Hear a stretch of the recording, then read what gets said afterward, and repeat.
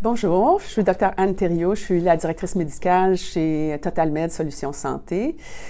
Aujourd'hui, je vais vous parler plus spécifiquement des partages de coûts dans le cadre de l'article 329 de la SCNE-SST. Je vais faire un survol rapide. Ici, chez TotalMed, on est plusieurs médecins à faire des opinions sur dossier dans le cadre de cet article-là. Je ne veux pas faire de vous des médecins aujourd'hui, mais au moins, quand vous regardez le dossier, ça peut vous aiguiller là, sur les points qui pourraient donner matière à partage de coûts. L'obésité, c'est une condition médicale qui peut donner matière à partage de coûts dans bien des domaines. L'obésité favorise les chutes. Alors, tous les accidents qui impliquent des chutes, ça favorise les tendinites de la coiffe des rotateurs, ça favorise les lombalgies, les cervicalgies. Donc, dans tous ces domaines-là, dans tous les accidents qui pourraient causer des lésions de cet ordre-là, vous pourriez avoir matière à partage de coûts. Évidemment, au niveau du genou, l'obésité est aussi problématique. Ça favorise les déchirures méniscales, ça favorise la gonarthrose. Donc, c'est des choses auxquelles il faut penser. Quand vous demandez des expertises chez des employés qui sont obèses, vous assurez que l'expert précise si le poids a changé depuis l'accident de travail, parce qu'il faut essayer de confirmer que cette obésité-là était préexistante à l'événement. Et s'assurer aussi que l'expert pèse et mesure le patient, ne se sert pas juste de ce que le patient lui dit, parce que la plupart du temps, les patients vont surestimer leur grandeur par au moins 1 pouce, puis ils vont sous-estimer leur poids, souvent par plusieurs dizaines de livres. Donc, c'est important que le poids et la taille soient vraiment objectivés au moment de l'expertise. Chez nous, chez TotalMed, on a une employée qui va peser, mesurer les patients, tous les patients qui vont en expertise pour que ça soit bien documenté au dossier. À part ça, si les patients sont diabétiques aussi, ça peut poser un facteur de risque pour les fractures, pour les tendinites de la coiffe, pour les capsulites.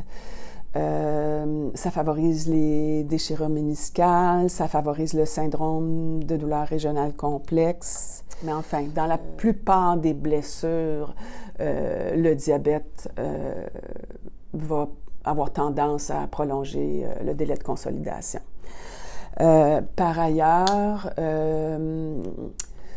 l'arthrose, ça aussi, ça va prolonger le délai pour les entorses lombaires. Alors, c'est quelque chose qui doit vous donner la puce à l'oreille là, si vous avez des dossiers avec, que ce soit gonarthrose, arthrose au niveau de l'épaule, au niveau du dos. C'est toutes des conditions qui peuvent favoriser la survenance des lésions puis prolonger le délai de consolidation. Pour le syndrome de douleur régionale complexe, le tribunal, autrefois, on pouvait dire qu'il y avait une condition anormale au niveau du système nerveux central et périphérique. Il y a encore quelques commissaires qui vont l'accepter, mais la plupart, la tendance actuellement, c'est de refuser un partage de coûts sur cette base-là. Il faut donc voir s'il n'y a pas d'autres matières à partage de coûts. Les antécédents de migraine, de fibromyalgie, la prise d'inhibiteurs d'enzymes de conversion de l'angiotensine, par exemple chez les gens qui sont diabétiques ou qui sont hypertendus, ce médicament-là peut favoriser le syndrome de douleur régionale complexe. Alors, il peut y avoir matière à partage de coûts à ce moment-là. Et d'autre part, dans le cadre de l'article 31.327, il peut y avoir eu omission de soins.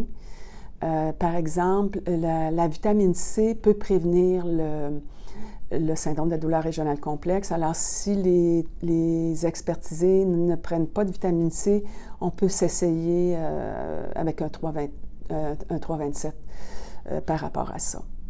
S'il y a eu une mobilisation aussi, on peut indiquer qu'il y a matière à 327 secondaire à une immobilisation, donc secondaire aux soins.